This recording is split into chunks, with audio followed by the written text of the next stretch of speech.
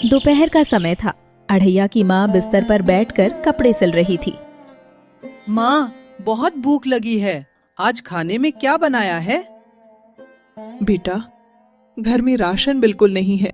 ये सूट सिलकर दूंगी तभी कुछ पैसे आएंगे और कुछ खाने को बनेगा। माँ, तो फिर आप ये सूट कब तक सिलेंगी और कब खाना बनेगा? अभी तो इसको सिलने में 1 घंटा लगेगा बेटा, लेकिन एक बात तो खुद सोच, तेरी उम्र 15 साल हो गई है। तेरे पिताजी के गायब होने के बाद हमारी जमीन पर खेती करने वाला कोई नहीं था, जिस वजह से वो सारी जमीन बंजर हो गई। अब मैं जैसे तैसे करके खाने का इंतजाम करती हूँ। तुझे नहीं लगता कि तुझे भी अब कमाना शुरू कर देना चाहिए, जिससे हमारी परेशानी थोड़ी कम हो? अढ़ैया को उसकी माँ ने काफी देर तक उसको समझाया, तो अब अढ़ैया के अंदर एक जोश पैदा हो गया।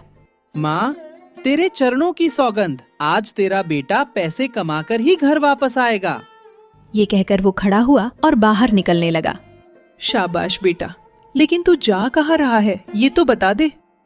अरे भावनाओं में बहकर मैंने बोल तो दिया, लेकिन ये तो सोचा ही नहीं कि जाना कहाँ पर है। कहाँ जाऊँ माँ?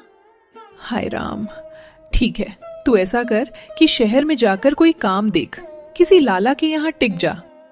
ठीक है माँ, मैं चलता हूँ। अरे सुन, एक बात याद रखना, शहर सड़क के रास्ते ही जाना, उस जंगल में पगडंडी वाले रास्ते से नहीं जाना, जहाँ काली गुफा से होकर गुजरना पड़ता है। काली गुफा से दूर ही रहना बेटा, और रास्ते में किसी की मदद करने का मौका मिले तो पीछे नहीं हटना। मदद करने वालों का ईश्वर हमेशा साथ देता है। अब जा। ठीक है माँ, मैं किसी काली पीली नीली गुफा के रास्ते नहीं जाऊंगा, तुम बेफिक्र रहो माँ। ये कहकर वो घर से निकल गया, लेकिन अभी उसे शहर का रास्ता ठीक से पता नहीं था। ये क्या, डमरू काका? इनसे पूछ कर देखता हूँ कि शहर जाने का रास्ता किस तरफ है। डमरू काका, नमस्ते। नमस्ते अढ़ैया बेटा। काका, मुझे काम के लिए शहर जाना है। अब मैं मेरी माँ से काम नहीं करवाऊंगा, मैं खुद अच्छा सा काम करके घर संभालूंगा। वाह बेटा, ये तो तुमने बहुत अच्छा सोचा है। तो काका, जल्दी से मुझे बताइए कि सड़क के रास्ते से शहर कैसे जाना है। ठीक है बेटा, ध्यान से सुनो। यहाँ से सीधे जाओ, फिर एक बार दाएं मुड़ना, फिर 50 कदम चलने के बाद बाएं मुड़ना। एक कुआं नजर आएगा, फिर सीधा चलना और 100 कदम चलने के बाद तुमको एक बरगद का पेड़ नजर आएगा।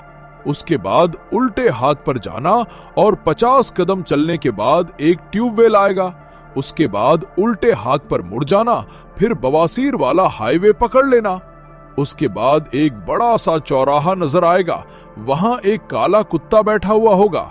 वहां से तुमको उल्टे हाथ पर मुड़ना है और मंडी बाजार से होते हुए 50 कदम आगे। अरे यार, काका तो रुकने का नाम ही नहीं ले रहे। काका बस बस और मत बताओ, लगता है मैं पागल हो जाऊंगा। मैं काली गुफा के रास्ते से ही चला जाता हूँ, वो बताइए। ठीक है बेटा, तुम नाक की सीध में जंगल की तरफ चले जाओ और फिर काली गुफा के सामने से होते हुए 4 कोस चलने के बाद एक बड़ा सा बरगद का पेड़ नजर आएगा और फिर 100 कदम आगे बढ़ने के बाद तुमको एक बड़ा चौराहा नजर आएगा। ठीक वहीं से शहर का रास्ता मिल जाएगा। शुक्रिया काका। ये कहकर अढ़ैया पगडंडी वाले रास्ते से होता हुआ जंगल की तरफ निकल गया। कुछ ही दूर चलने पर उसको एक गधा बैठा नजर आया। अरे यहाँ तो एक गधा बैठा है। अगर ये मेरे साथ हो लिया तो मैं इसकी सवारी कर सकता हूँ और मुझे चलकर नहीं जाना पड़ेगा। ये इंसान कितने निर्दयी होते हैं। मेरी मालकिन अपने पड़ोसी के साथ भाग गई और बेघर हुआ मैं। अब मुझे कौन अपने घर में रखेगा और कौन मुझे भरपेट खाना देगा? ये सुनकर अढ़ैया के दिमाग की बत्ती जल गई और वो भी बड़बड़ाते हुए वहां से निकलने लगा। उस चंपू और विक्रम को तो मैं जिंदा नहीं छोड़ूंगा। कैसे मजाक बनाया दोनों ने मेरा कि मेरा कोई दोस्त नहीं है। दिखा दूंगा उनको कि मेरे भी दोस्त हैं। नहीं चाहिए मुझे इंसान, मुझे तो कोई गधा भी मिला ना तो उसको भी दोस्त बना लूंगा। ये सुनकर गधे के कान खड़े हो गए और वो झट से उसके सामने पहुंचा। मेरे दोस्त, कैसे हो तुम? अरे ये क्या भगवान, इतनी फास्ट सर्विस। मेरा नाम डंकी है, तुम्हारा नाम क्या है? मेरा नाम तो अड़ैया है, लेकिन तुम मुझे दोस्त क्यों कह रहे हो? क्यों, क्या गधे इंसानों के दोस्त नहीं बन सकते?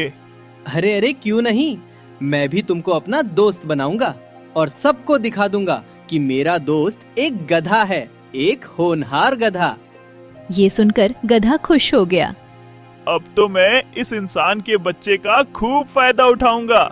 इसके घर में खाना पीना रहना सब मुफ्त में मिलेगा। अब मैं इस गधे का पूरा फायदा उठाऊंगा, इससे खूब मेहनत करवाऊंगा और अच्छे पैसे कमाऊंगा। इनको खबर ही नहीं थी कि कोई और भी है जो इस समय इन दोनों पर नजर रखे हुए है। अरैया को गधा मिल गया, अब तो मेरा काम समझो हो गया। ये कहकर उसने चुटकी बजाई और वो एक बूढ़े में बदल गया। इधर अढ़ैया गधे की पीठ पर चढ़ बैठा। अरे ये क्या? अरे दोस्त, मुझे बहुत थकान हो रही है। अब तुम मेरे दोस्त हो तो मेरा दर्द तुमसे थोड़ी देखा जाएगा। क्यों नहीं। अब गधा अढ़ैया को अपने पीठ पर बैठाए आगे बढ़ रहा था। वाह, कितना मजा आ रहा है इस गधे की पीठ की सवारी करने में। कितना दर्द हो रहा है इस इंसान के बच्चे को लाद कर चलने में। तभी वो तांत्रिक जो अब बूढ़ा बन गया था इनको नजर आया। पानी, पानी। अरे ये कौन आ गया? टीबी का मरीज। ऐसा नहीं कहते दोस्त, बेचारा बूढ़ा है। हे भगवान, या तो मुझे उठा ले या फिर मुझे पानी पिलाने वाला कोई भेज दे। क्या हुआ बाबा, क्या परेशानी है आपको? मुझे बहुत प्यास लगी है बेटा, क्या तुम्हारे पास पानी होगा? अरे बाबा, अगर होता तो जरूर देता, लेकिन मेरे पास तो पानी नहीं है। कोई बात नहीं बेटा, पानी नहीं है तो तुम यहीं से ला सकते हो। यहाँ पास में ही एक गुफा है, उसके अंदर तुमको एक तालाब दिखेगा। वहां से इस मटके में पानी भर लेना और इस गधे की कमर पर रखकर बाहर ले आना। है? मेरी कमर पर क्यों? क्या ये मटका पानी भरने के बाद इतना भारी हो जाएगा जो इसे मेरे पीठ पर रखकर लाया जाएगा? अरे बेटा, मैं जितना कह रहा हूं उतना करो, तुम्हें बहुत पुण्य मिलेगा। ठीक है बाबा, हम अभी आपके लिए पानी लेकर आते हैं। अढ़ैया ने मटका उठाया और आगे बढ़ गया। दोस्त, हम तो काम की तलाश में निकले थे, फिर इस बूढ़े को पानी पिलाने के चक्कर में क्यों पड़ गए? और वैसे भी उस गुफा में जाने को तो तुम्हारी माँ ने मना किया था, वहां क्यों जा रहे हो? क्योंकि माँ ने ये भी कहा था कि हमेशा दूसरों की मदद के लिए तैयार रहना, तुम्हारा कभी बुरा नहीं होगा। अढ़ैया के साथ गधा भी मजबूर होकर आगे बढ़ा। अब उनके सामने थी वही काली गुफा। मुझे तो डर लग रहा है। अरे कुछ नहीं होगा, आओ अंदर चलते हैं। ये दोनों गुफा के अंदर चले गए। अरे यार, ये क्या माजरा है? जितनी अंदर जा रहे हैं उतना ही ज्यादा रोशनी बढ़ती जा रही है। आखिरकार इनको सामने एक तालाब नजर आया जिसके अंदर पानी भरा हुआ था। उसे देखकर ये दोनों हैरान रह गए। अरे, ये पानी चमक रहा है।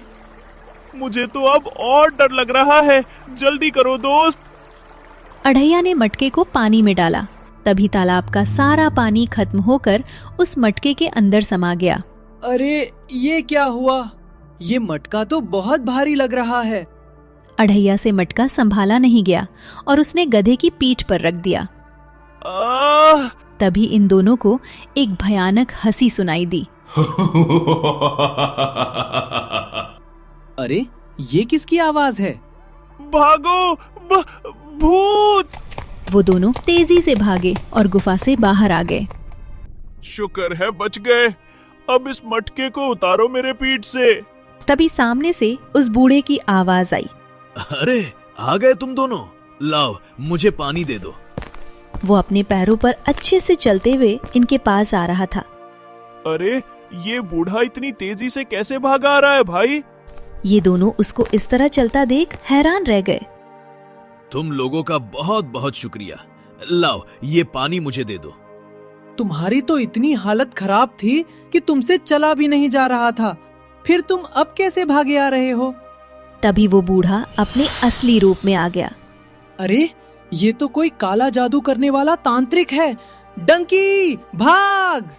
वो दोनों वहां से भागे और तांत्रिक उनका पीछा किया, लेकिन गधे की रफ्तार के आगे वो टिक नहीं पाया और पीछे ही रह गया। मेरा ये जादू टोना किसी काम का नहीं, कभी भी खत्म हो जाता है। क्या जरूरत थी मुझे अभी अपने रूप में आने की? पानी मुझे मिलने ही वाला था। हे भगवान, अढ़िया को अच्छा सा काम दिलवा देना जिससे हमारे घर की परेशानी दूर हो सके। तभी अरैया गधे के साथ वहां पहुंचा। अरे तू आ गया? इतना घबराया हुआ क्यों लग रहा है बेटा? और ये गधा तेरे पास कहां से आया? माँ, बहुत लंबी कहानी है। मैं शहर जा रहा था और यह गधा मेरे साथ मेरा हमराह बन गया। हमें एक बूढ़ा मिला जिसने हमें काली गुफा से पानी मंगाया, और पानी उसके सामने आते ही हमें पता चला कि वो कोई जादू टोना वाला दुष्ट तांत्रिक था जो इस पानी को पाना चाहता था। इसीलिए हम उससे बचकर यहाँ भाग आए। हे राम, इतना कुछ हो गया।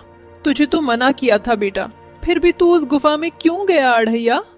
माँ, मैं तो प्यास से तड़प रहे उस बूढ़े के लिए पानी लेने गया था। उसने गुस्से में मटका उठाया। अब अगर वो तांत्रिक यहाँ आ भी गया ना तो भी कुछ नहीं कर पाएगा, और उसे जमीन पर पटक दिया। तभी इन्होंने देखा कि जमीन पर पड़े उस पानी से धुआं निकलने लगा, और फिर उस धुआं ने एक जिन्न का आकार ले लिया। मुझे इतनी जोर से पटकने की क्या जरूरत थी? कोई आका अपने जिन को ऐसे नहीं बुलाता जैसे आपने बुलाया है। क्या? आका? जिन? ये कहना क्या चाहता है? अरे दोस्त, तुमने वो अलादीन की कहानी नहीं सुनी क्या? ये एक जिन है और तुम इसके आका।